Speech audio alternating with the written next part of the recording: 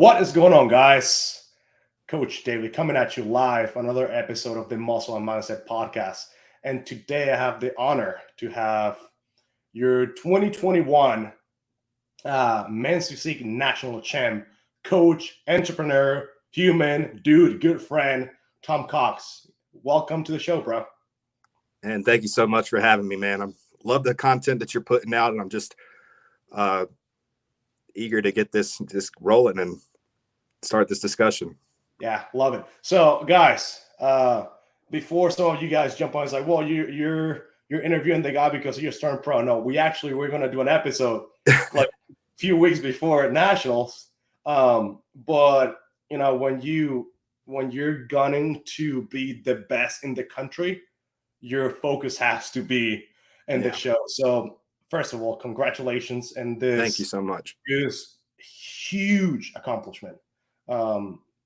To me, before we go into like live, I just want to touch on a little something.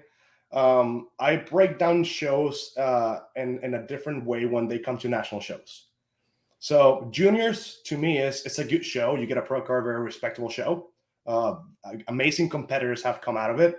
USA is an amazing show all across the board. I believe it's a stronger show when it comes to the women's division. Agreed. North Americans, it is the toughest show for open bodybuilding. Canada and Mexico. Yeah. Yeah. And when it comes to classic physique and men's physique, there's nothing that touches nationals. So coming on top, it doesn't, I cannot remember the first or the last national champion that won, nationals that normally takes place in Florida that didn't go on to be a great pro. So you have big shoes to fill, and I'm sure, I know for a fact that you're not gonna have any problem fulfilling those goals that you have, and no pressure. Yeah, no pressure at all. How did it feel? Just like knowing that you're the best in the country, and sincerely, it could be to me that could be the toughest men's physique show in the world. Oh, without a doubt, man. And I just going into it, I mean, my confidence took such a hit the year before. We discussed this and seeing you backstage at a few shows. I was coaching alongside of being in prep. That's typical for me. It's kind of how I pay my way in order to compete. And just juggling that and, overcoming some of the things that I went through last year. I shouldn't have competed. And Mike was, we were having conversations and just like, I was right there knocking on the door. The previous year was my best season yet. And then I had these issues just come up out of nowhere going into nationals in 2019 and just completely just was not firing on all cylinders 2020 and did junior USA's, placed 7th, which, is commendable, respectable, but I just knew I was not at my best. And followed that up with North Americans a few weeks later because they just condensed the shows in 2020 and came in a little bit better, put everything I had into it, just couldn't land my conditioning. So I felt like I tarnished my standing as a national level competitor by stepping on stage. And that was just, not humiliating, but it was just like a gut shot. Yeah. I was right there and didn't really know where to go from there because it was just something I've been working for so long. And I was like, I want to get this monkey off my back, so to speak. I want to be a coach, but also walk the walk and just have that accolade to my resume, that achievement, that I could actually be an Ifbb pro and a pretty good coach too, and get that respect from my athletes as well. Because I feel like, that's important, and not many in the industry can excel in both, but I feel like there is a way you can. Absolutely. For sure. Absolutely. And the thing is like, it was difficult for you not to do the show, but the thing is like, when I titled this show Winner's Mentality, that's the only way you know. Like it doesn't matter how hard it gets, you're going to push forward, and that's what sets you apart from the rest. Many people would have quit. You couldn't do it just because you know it wasn't the way I like to describe this is that it wasn't what anybody else could have said. It was what you thought of yourself, that that you had more to give, and you just push and push and push. And you had to take a step back and realize, okay, there's something else going on. Right. And you figure it out, and it paid off now. But before we get deeper into bodybuilding, I want to know about Tom, like the person, like, what's your story when it comes to like the fitness world and the bodybuilding? Like how do you get into it? I've always been drawn to it. I think I started lifting in high school. 10th grade is when I really touched weights for the first time. So I was fortunate enough to go to a school that was just a football powerhouse. I mean, we're 4A, like state champions year after year, coming from a small, like cornbread fed town. I mean, we drew in from the surrounding areas. We just had like one big high school. Where are you from? From Ellerbe, Rockingham, Hamlet. We drew in all those people and really created there's a lot of money that went into the football program there too for the past 4 decades. Yeah. Where are you from originally? Yeah. And I had great coaches, great strength and conditioning coaches that really taught me the basics. And at the time, like yourself, I mean, my first love was soccer.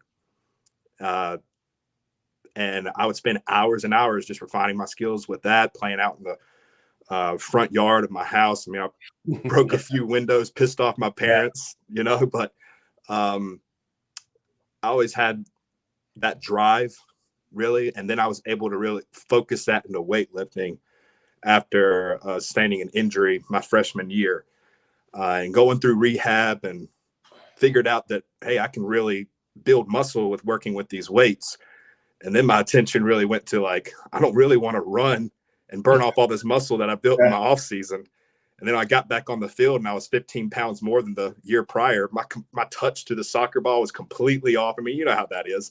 Yeah. You're not really built for the game anymore. And my passion really just started snowballing into working out with weights and building my physique. And it just kind of went from there. I graduated, got into East Carolina University and got into the exercise science program there, and just wanted to pursue something in health and fitness because I felt like that's something I would definitely enjoy doing. Sports and like anything fitness related in ECU it's always a great program. ECU, Penn State, and Temple are like 3 big powerhouses when it comes to this. I lived in Philadelphia before I moved down south, and there is this big rivalry between ECU and like the Northeast, and like who has the better program. So I know you have solid education. Absolutely. Well, ECU is known for its distance education too. Yeah. We had a lot of students like off campus because they were able to take a lot of the classes online and get to your core studies your junior and senior year. I mean, yeah, you're going to have to go to the labs and be there in person, learning the application to working with weights and correct form and all that. But yeah, man, I mean, people say like it's such a saturated field, exercise science. A lot of people that I did graduate with really after the first year just kind of fell into a different career path. Yeah. That's on them. It's very competitive. It's not that easy. The classes you had to take, biomechanics. I mean, I through the skin of my teeth got through that. Biology, anatomy, and physiology. But it still gave me the foundation that I feel I could really expand on and work from in years to come. So I had such a great experience there, but I couldn't really commit to bodybuilding. I mean, everybody knows East Carolina University is more of like a party school. Yeah. It has that reputation. And I wasn't a big party guy by any means, but I had my social life and I didn't want to really put that aside yet, like, and just dive completely into bodybuilding. And it really wasn't until my senior year when I was like, well, shit, I need to really look the part in some way. And that's when the men's physique division really was becoming popular. And you've seen it, the Olympia at that point, Mark Anthony, Steve Cook, the pioneers of the division, when bodybuilding.com was actually a thing and you can print out the workouts and go through and log your workouts on them. And I was that guy at the student rec center, and I was probably spending just as much time in the student rec center as I was in lectures, which probably isn't the best thing, but I would be in there and painstakingly take my weights every single session and log from that point. But I was talking to somebody a few days ago because when I got into bodybuilding, I was still in Venezuela, right? And dude, I knew no English, zero. I knew nothing. And Gustavo Badel, he's Venezuelan. Then he went to Puerto Rico, and then that's where he got his nickname. But he's actually from Venezuela. He's from my town, and my cousin, he was a big open bodybuilder. He will come here to the States and compete, and then go back home. They were the first two people that I saw that they were gigantic. And I talked to Gustavo. And the thing he told me was just like, read the forums and just translate what they say.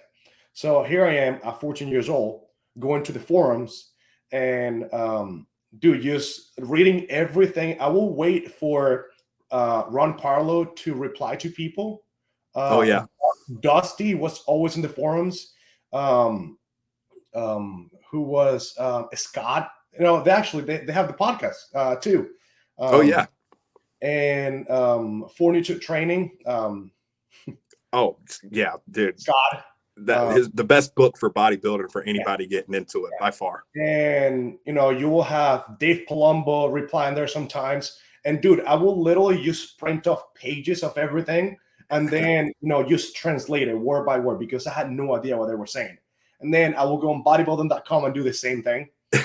So I was such a nerd when it came to this because there was so much information, but back then you didn't have what we have now. If there's any men's physique guy that wants to get on stage, they simply send you a text. They send you a DM and say, "Hey Tom, help me out." Easy access. We didn't have that. We had to go to the forums and just search, and then the same good information that you could have found, you also had the bad information that you didn't want to read. So it's like, who do you trust? What do you do? Who do you follow? Right. So it's funny that we did the same thing, and I mean, like us too. How many guys went into the forums to just like learn something from Jay Cutler that will reply sometimes, or this big name coaches now that definitely impacted, and they paved our path to where we are now. And back then, I mean, coaching really wasn't a thing. Like bodybuilding gurus, I mean, there was a handful of them, but a lot of bodybuilders like really just prep themselves and would go on these forums and, hey, here's my protocol, here's what my diet looked like. A funny thing is, it was 2009, when Jay won, he came back and won the Olympia. I actually emailed Aceto because I mean there was no Instagram, there was nothing. And I emailed him. It's like, "Hey man, I'm David. I'm from Venezuela, and I would like to work with you." I got an email back, dude. It was probably like 11 months later. It was the greatest thing. And he said, I still have the email just because it's just so great to see it. It was like, "Okay, I'm not taking on clients." Wow, that's such typical Aceto. Yeah, it was just such a quick response. That it's just great to see how this sport has evolved over the years and how we're able to help so many people in many different aspects, like posing, nutrition, coaching, health, hormones. Anything is just simply by the power of social media. There is bad information, there is good information, and the more content we put out there to help others, the more people that we're able to help. And before we keep moving forward, you just accomplished something that no many people can do. It's, becoming the best athlete in your division, to me, is in the world, because that show is the most difficult show in the world. There's no doubt that the nationals in the men's physique division, it is the top of the top. How was your support system when it came to this? Because I know that big part of your success, and the team that you have is Unchained Physiques. It's just, you guys have taken, you know you've built something from here to use the top of the top. I mean, you're working with Olympians. You're not just working with pros. You are making pros. You're building, like, physiques that are worthy of being on a pro stage, and qualifying, and just making a name for this. Like, how can you describe this team for you? Man, it's just, I didn't even really answer your first question because I was going back to what I went through the 2 years prior to that. But just going into the show, my support system was so strong. It reinstilled that confidence in me. And I felt that going in, as like, I know I'm a shoo-in for a pro card. I don't care who shows up. I left no stone unturned in the way my body, like, I just started getting glimpses. Even at, I mean, 2 months out, I looked like I was weeks out. Yeah. Compared to the previous year. And my body was just day by day getting closer and closer. And then everything just kind of fell into place so naturally easy. I wasn't stressed. And that really can just be attributed to the people I surrounded myself with this time. And I got, my hat goes off the mic. Is my business partner. He's the owner of Unchained Physiques, Men's Physique News. I mean, the guy has been such a great mentor, like a big brother to me. Took me under his wing when, I mean, you see my shots, my side by sides when I first started out. Any coach would be like, I mean, this is gonna be a project. This is gonna take some years. But he saw something in me even then, and I guess after talking to him, he gave me a lot of opportunities with work, managing his gyms. Learning more of the fitness industry, the business side of things. And then that just went involved into coaching lifestyle clients. And then him taking me, yeah. Wow. This is, I mean, this is just, wow. This is 2015 Yeah. to, just the state championship. Yeah. So that was the show, the warm-up show right before, as my qualifying show for nationals, 2 weeks prior. Yeah. This is, I mean, that is just wild, dude. It was like a different human being, right? Yeah. But yeah, it was crazy, man. And everything, it's the law of attraction.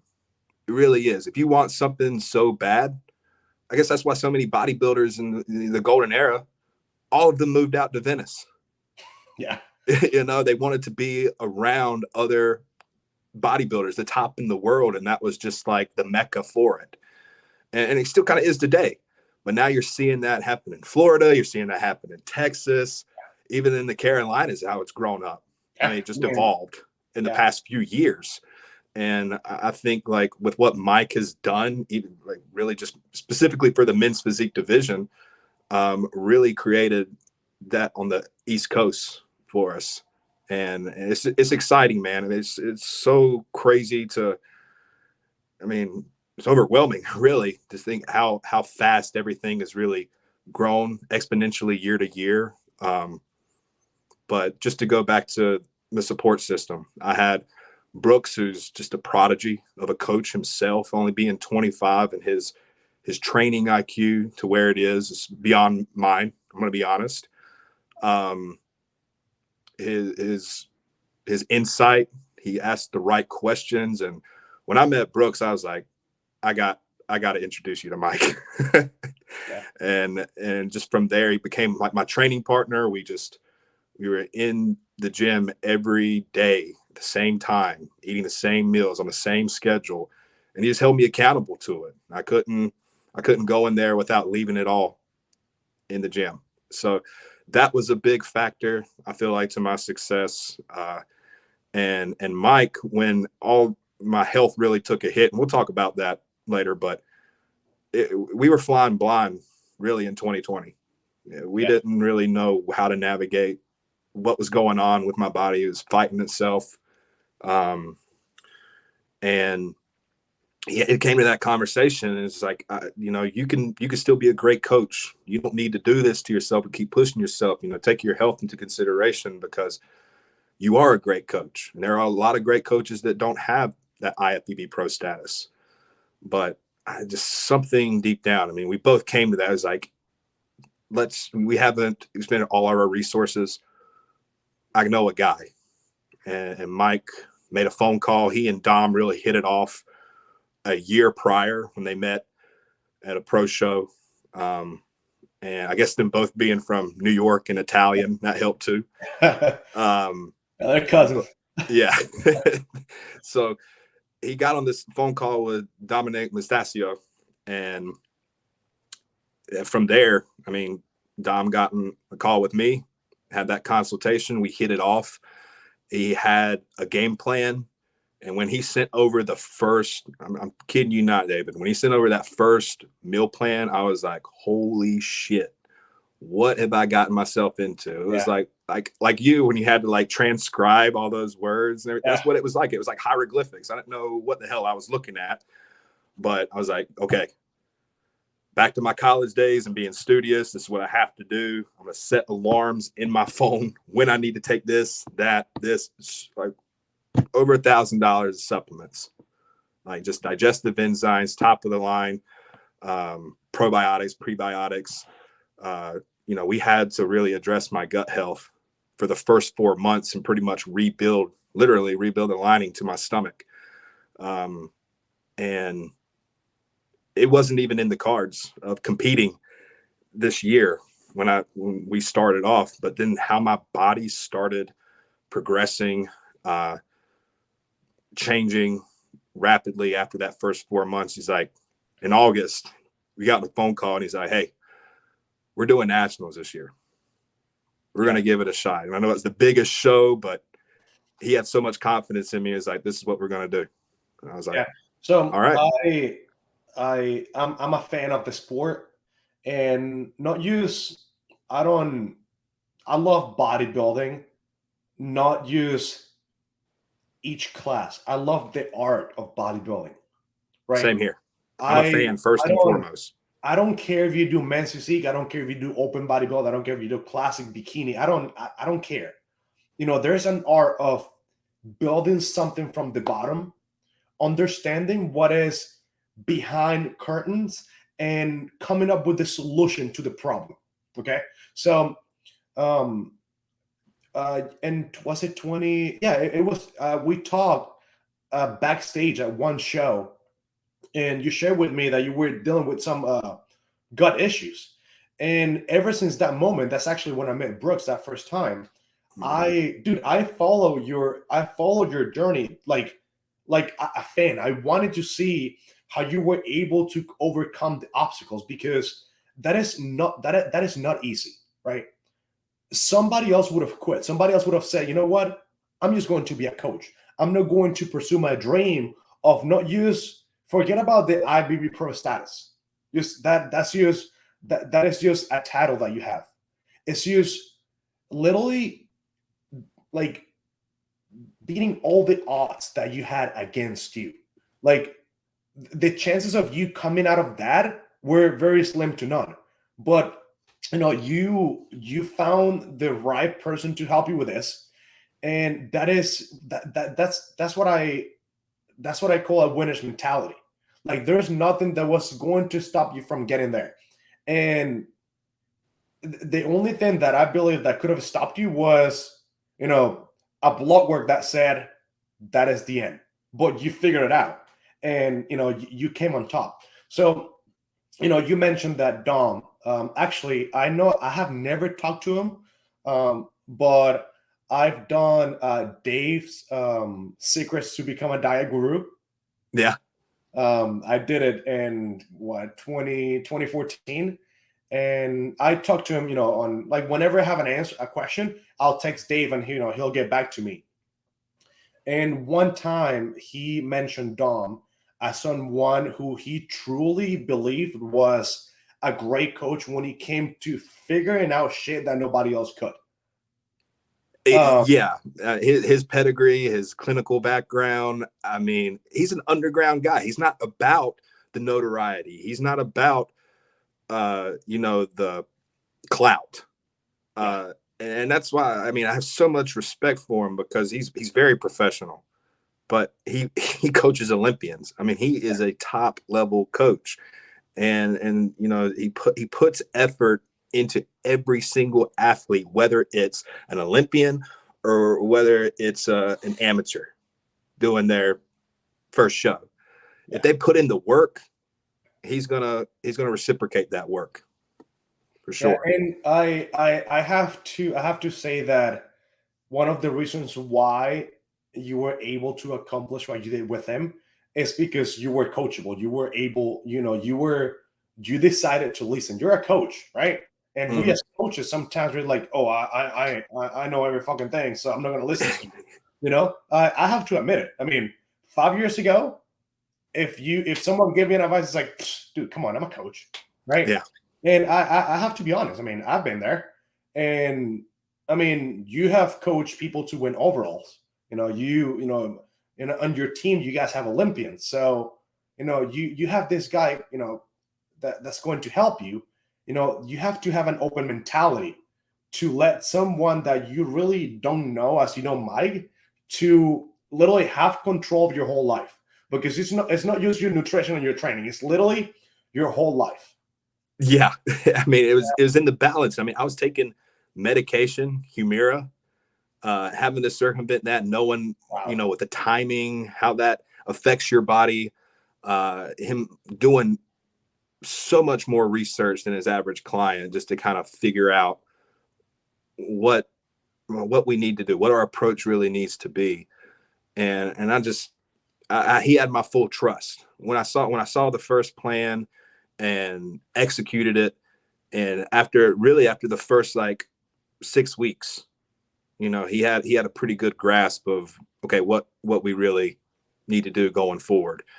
And everything he said, I mean, I was like machine mode at that point. Yeah. Like you take the reins and I'll follow you into the dark, bro. Whatever we need to do. Yeah. And that's something that, it's like, for example, at least with my athletes, the first thing that I build before the training or the nutrition is the trust.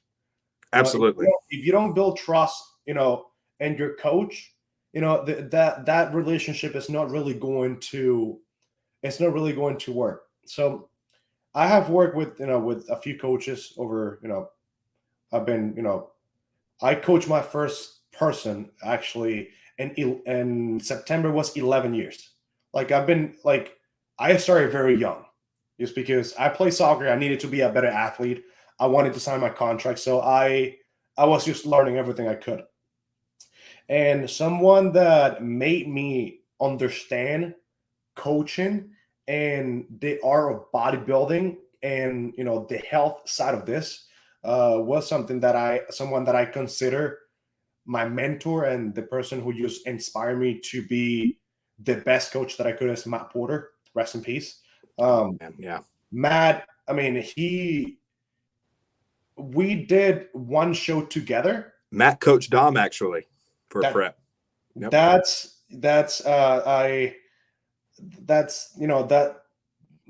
tells you something, Yeah. So the same way Dom was with you is the same way that I work with Matt. We worked together for 7.5 years. Wow. And we did one show. That's crazy. Yeah. That's a lot of trust. Dude, it's like he says, like, all right, we're going into a prep mode. Now we're going into the off season. No shows, just learn. Dude, he will send me a questionnaire. It's like, why did we make the changes that I did? Like, he will ask me, and it's just like, to me, you must have a certain level of respect for your coach, right? Because when you're working with someone that you see eye to eye, it's kind of like iffy to kind of like trust what they say. It's huge, man. I mean, you have to have that. It's mutual respect, but there's a hierarchy. There has to be someone that you look up to as a mentor, for sure. And I had that with Dom. and that led you to, to the success that you just achieved. I'm gonna keep bringing it up. Winning the national championship in men's physique is something that it is just insane. It's huge. It is the biggest show in the world in this category. So let's we talked a little bit about the health, the the approach that Dom, did with you. How was your prep, leading up to this show? Like, how do you, was it an easy prep? Was it a difficult prep? Other than, I mean, you had the health issues going on, but overall, how was the transitioning from not competing to, going into full prep mode, knowing that there was something that could have flared up at some point during the prep? Yeah. Uh, it was really, to compare it to past preps. I mean, it's no comparison, just because I wanted it so bad. I knew that, it really taught me a lesson. It was a blessing in disguise, that something I'm so passionate about, something I love so much, was almost taken from me. So this time I put everything on the back burner, horse binders, just focused in on the goal at hand. And that, not to discredit, I didn't bite off more than I could chew with my clients, of course. That was still my priority going in, but I definitely cut back on clients that I was going to prep once I got 6 weeks out. So um, it it really was at a turning point for me, which was probably even a bigger success than winning nationals, believe it or not, was when I was at North Americans with the team. Rayanne, our head female coach, was competing in wellness Oh, for her pro card. I see you there. I was there in North Americans. Yeah, We yeah, talked. that's right. Yeah, we were there too. And we had a lot of men's physique guys that went pro that show. It was a great, successful weekend. But my order for Humira came in late. I just resigned from my position working for First Health the Carolinas as a clinical physician, or a clinical exercise physiologist, and put everything into coaching. And with that, I had to figure out different insurance to go through to get my medication. So that was very stressful. And because of that, my medication was delayed and I couldn't get it shipped out to Pittsburgh. Right. So I just took a chance, and everything was going great. I was monitoring on my diet, on my supplements, and I didn't have a flare up. And it was just like, you know what? I'm not going to take another Humira shot. And just like day by day, I was just like, okay, one more day, we're good. One more day. And then just day by day. And Dom would check on me. Hey, how you feeling? What's going on here? I know you haven't taken your medication. How you feel? Any puffiness, any flare-ups, any sores coming up? No, everything was good. So at that point, being able to be in remission pretty much from a medication that many doctors, multiple doctors, after tons of blood work and after the diagnosis, just saying, you're going to be on this medication indefinitely. Wow. Potentially for the rest of your life. And you're going to have to take these injections once a week. And they're painful. But it was just like, after that point, I was like elated with joy. It was a big weight lifted off my shoulders. And I was like, okay, we're back. Nothing's holding me back. We don't even have that variable to worry about anymore. So North Americans, how far out was that from nationals? I forget, like 9 weeks, 12 weeks, 11 weeks, something like that. I don't remember. So at that point, I just knew that we were setting ourselves up, and we really just caught our stride. And then from there, my body just started rapidly changing and progressing in the right direction. Yeah. What is the exact name of the condition that you were diagnosed with? It's HS, so hidradenitis suppurativa.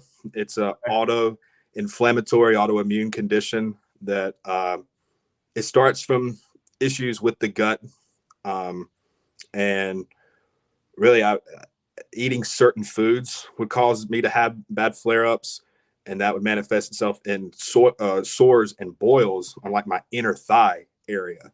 Wow. Painful. I mean, there were points before I got on it, I didn't know what was going on. I had, to be honest with you, I had a girlfriend at the time going into nationals, and that relationship went sour because she probably thought I had an STD. I'm being serious, man. And so it was just like a double just whammy. I get the heartbreak, and then going into nationals, not 2019, looking like shit, not placing where I wanted to place. But I was just so lost. There was nights where I was going to bed just in pain, crying myself to sleep. It was that bad. And it's just like, I didn't know where to go from there. And then it was just a blessing, man. I mean, everything the stars aligned. I don't know what it is, but I'm so appreciative of going through that and how it helped me develop as a coach, as a person, having compassion for other people that do have these issues, ulcerative colitis, Crohn's disease. Rayanne has Crohn's. She has a pretty severe case of Crohn's. So 2 of the coaches for Unchained Physiques had to really overcome adversity to go pro. And I think that really just speaks volumes to our support system and our coaching, really.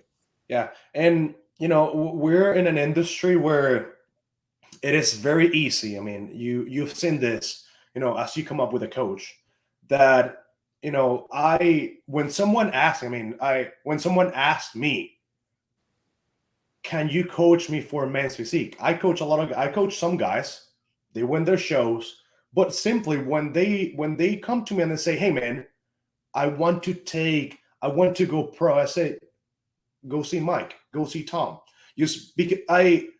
There are professionals for everything, right? I fix guts, and I work with regular people who want to gain their life back. I'm not a full-on bodybuilding coach anymore. So what do?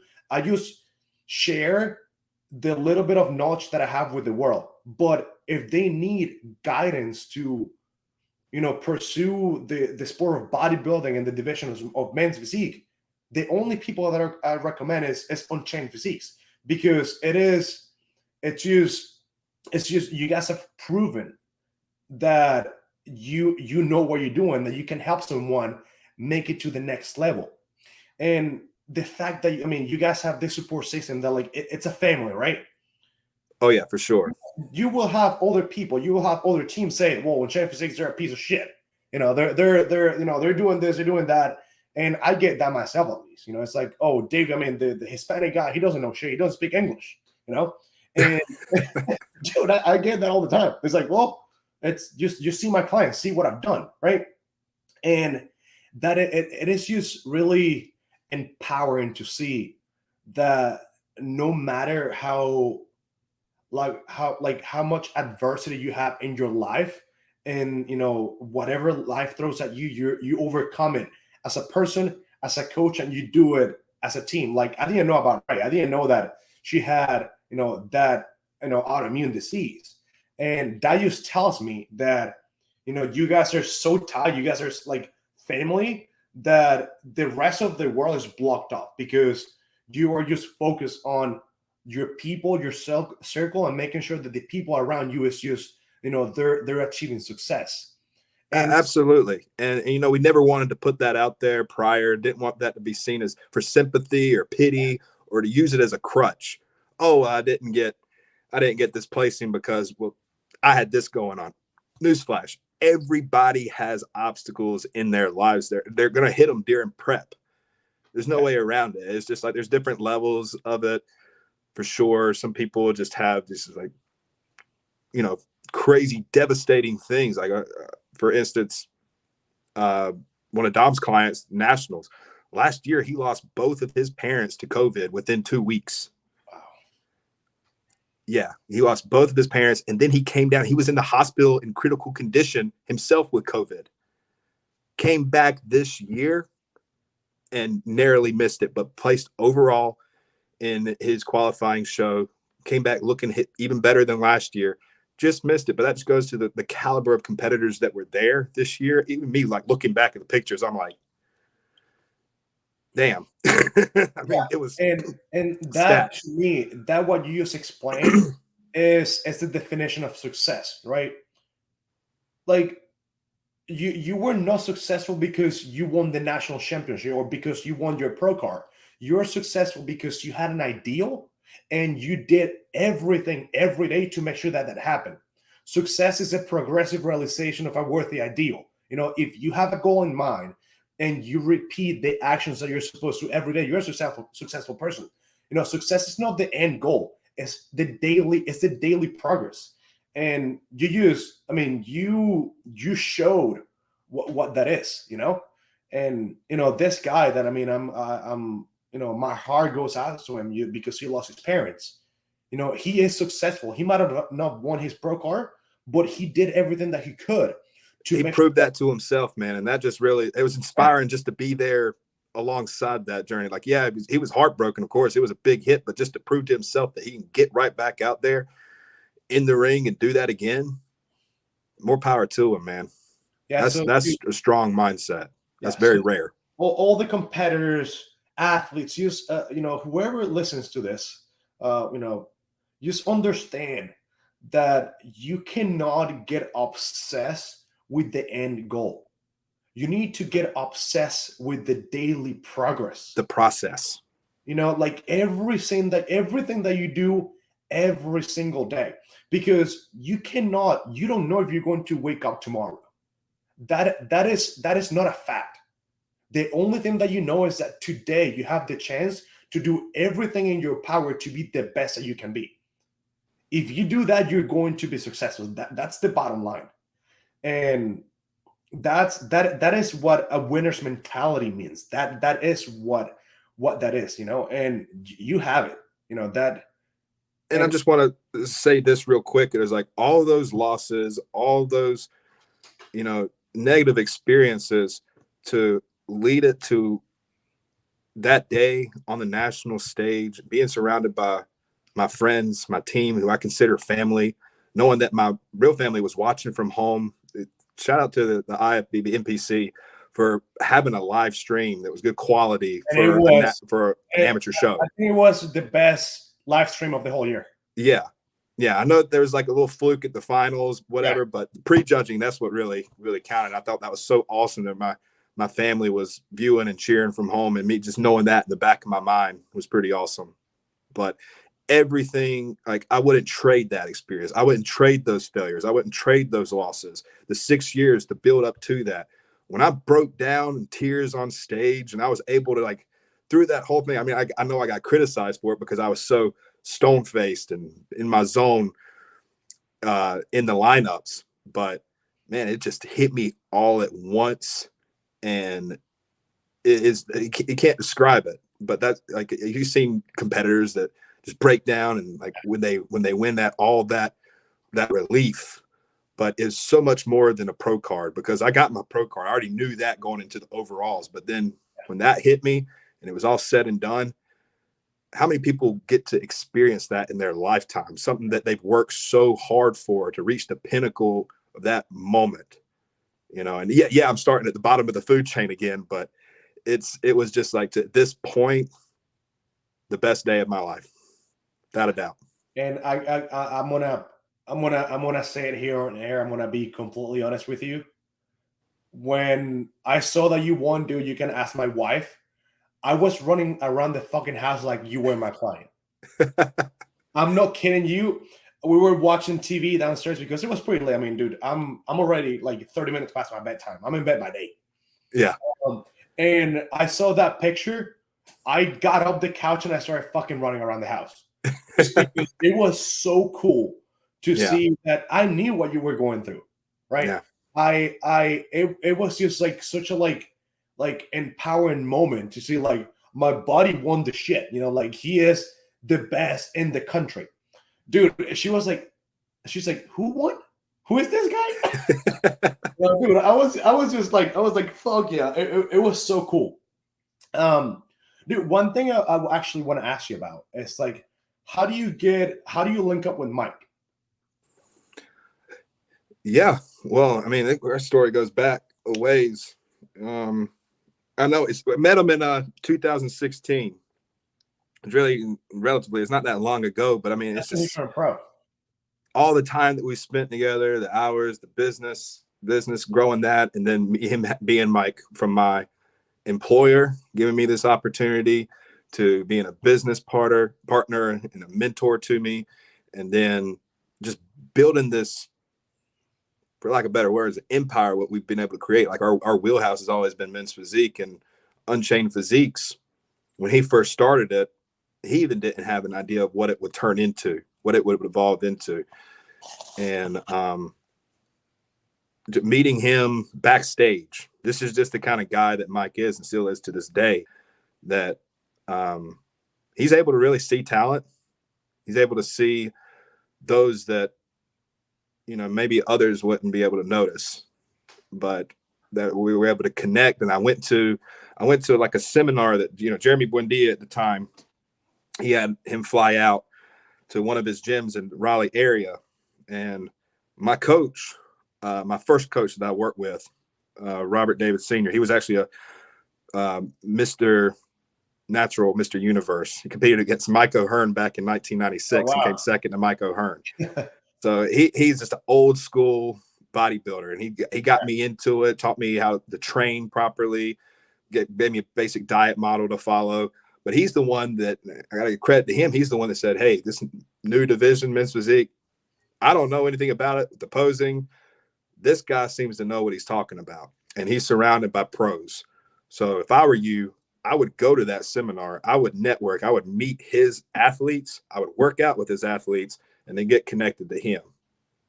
And just from there, I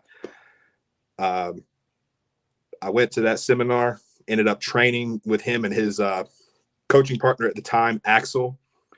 I was a men's physique pro that just transitioned into classic. I remember that guy. Yeah. Yeah.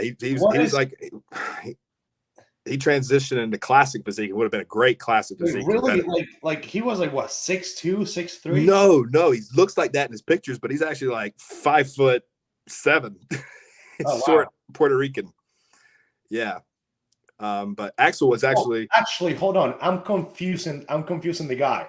Actually, like really short guy, like short hair. Yeah, I remember. Really bubbly. Yes. Really bubbly guy. Yeah. I was thinking about the guy with the tattoos. Oh no. Yeah. Anyways, no. Yeah. He's not all tatted up. He has a few, but no, clean cut looking dude, good looking dude, and just training with them. That was the first time I trained with like Ifbb pros, and just that in itself takes you to a different level. So I was like, what do I need to do to be around you guys more often? I mean, that's an hour and a half away, and I was like, I simply had a conversation with Mike, and I was like, I know you own these gyms. Are there any opportunities that I could take advantage of working for you? Is there anything open? And he's like, yeah, actually, I got a gym in Albemarle, which was only 50 minutes away from where I lived, and got me a training manager position there. And fast forward 3 years later, I became a senior manager over 4 of his 7 facilities. As a personal training manager, but area manager. So I just pretty much managed all the training services that were offered out of his Gold's gyms. And that was fun. That was an experience, living in uptown Charlotte, working amongst those people, IFBB pros in the area, definitely helped me elevate my training game. But then really just got into Unchained was growing so fast that it was just turned to be better for me just to dive solely into that. And I wanted to be back closer to home with family. Family's really big to me.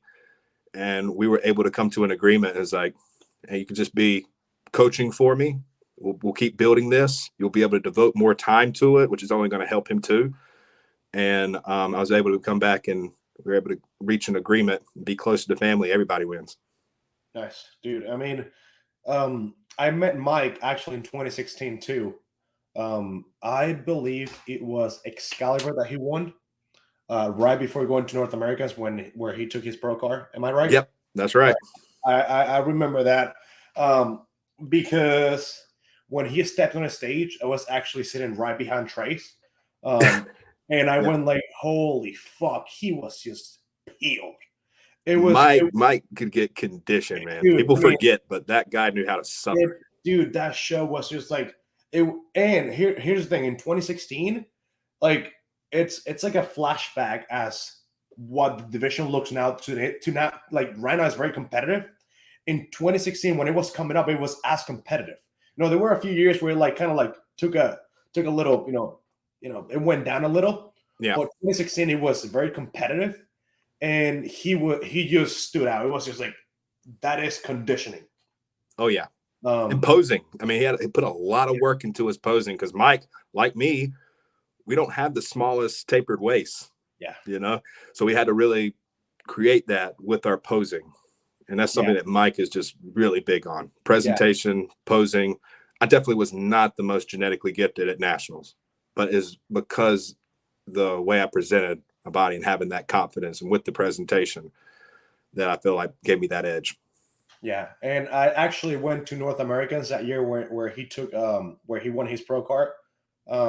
Because when Classic came out, I'm Hispanic, I know how to dance. And I was helping a few guys with posing, and I remember him just taking the card, and it was just conditioning was just wow. And Yeah. I mean, that is actually the trademark of Unchained Physiques. I mean, you guys bring conditioning to the shows. When there is an Unchained Physiques athlete on the stage because they're never out of shape. Oh yeah, it's priority. We're not going to put an athlete on stage unless they're conditioned. They might not be the biggest, but we're going to bring them in with pro level conditioning for sure. Yeah. So that's something that I appreciate, because it's not just the presentation, it's the health aspect, it's the community, and everything that an athlete needs in order to be successful and achieve what they're trying to achieve. And I mean, I have to take my hat off to you guys because you're building something that it is worth following and looking at, and it's inspiring for coaches that are coming up. I've been doing this now for a while, but like I said, Luis, I talked to him yesterday. I mean, he's Great guy. He's a guy that's coming up, and I know he will make an impact. Like he's building a roster of athletes, and he really cares for what he's doing. Andres, I mean, this guys, I mean, they've been coaching for a few years, and they are they're following the right footsteps. They're investing in themselves and further education. I mean, I see it. I see their posts. I see what they're doing. They're not biting off more than they can chew. They're focusing on, their target clients and capitalizing on it. And I feel like that's what we've been able to do. Yeah, we're expanding into different divisions, but men's physique is always going to be our wheelhouse. Yeah. And you're working with Olympians. I mean, you have people going into the Olympia, and I know that you will be one of them very soon. I appreciate that, man. I mean, dude. I mean, it's no secret. It's just fucking work. I mean, you put in the work. It showed. That's and that's the beauty of the sport. That's the beauty of bodybuilding. Just progressing every time, just getting better. As the years go by. This is a sport that takes a lot of time. Because there's no quick fix to it. There's no bullshit approach. There's no this cookie cutter bullshit that you can take to make it to the next level. It's like it's just hard work, and that's the winner's mentality. That's what it takes. Absolutely, and really just to kind of piggyback off of what you said before is like taking the athlete's health into consideration. That's something we've always been very big on, and I'm just happy to really announce we officially announced it the other day, but Dom is exclusively a part of Unchained now. I saw that. Dude, so I think he's going to be still taking on his bodybuilder clients. They're really interested in that. Mike and I and Brooks, we don't really take on bodybuilders. That's out of our expertise, really. Just like what you do is if there's a coach that's better, we're going to refer them somewhere else. But having Dom as a part of our team and having that internal person, the clinician that has the resources and access to really analyze and read blood work and has doctors right there where he's at, that can even give him insight. That's so invaluable to any athlete that really is working with a coach, being able to monitor where their blood report is going to be year to year so they can see that trend, and be able to monitor that all throughout their competitive career. And that's not, is it like an incentive to be able to retain our clients, but I think that's something that really is going to formulate what other coaches are going to aspire to be and do, and have that within their, their coaching system that they've set in place with their athletes. Yeah. And I mean, sadly, we lost, great competitors, great athletes, great, man this year. It's just taking a look, a little bit deeper than just the physical aspect. Absolutely. This is a conversation that we could have, on another, episode where, we really deep dive into what should you look for when you're looking for a coach, right? How do you Absolutely. pick the right coach for you? Like you just said, Dom, he's gonna keep taking his bodybuilding clients because that is his niche. He works with, all athletes, Mm-hmm. but bodybuilders, he makes monsters. And the thing is, like, they're not just monsters, they're healthy monsters, right? So that is something that I'm also trying to bring a little bit of more light on, to the amateur scene. Because like we're talking off air, the health issues that we're looking at with open bodybuilders, they're just not coming up, in the past 1 to 2 years. They've been bodybuilding for 15 plus years. So everything that's coming to light now started 10 years ago. So how do we prevent, athletes that are just starting their bodybuilding journey to not leave Earth at 40? How do you competing into your, mid 40s? 50s. That's a little bit late, but just making sure that you're checking all the boxes when it comes to your own health.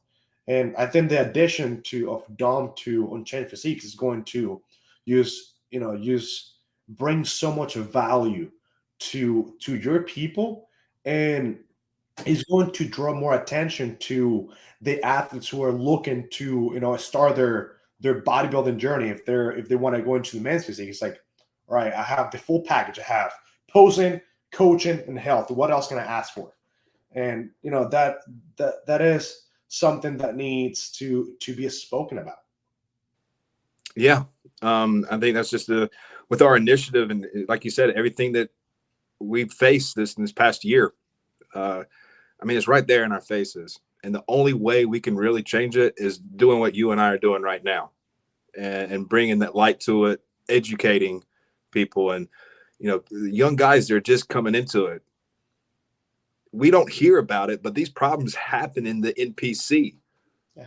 You just don't hear about it because they're not pros. They haven't built that name, but I'm sure there's a lot of bodies, and I hate to be morbid, but it is what it is. Every show, it happens every time. But that's what we're doing. This, just try to help more people.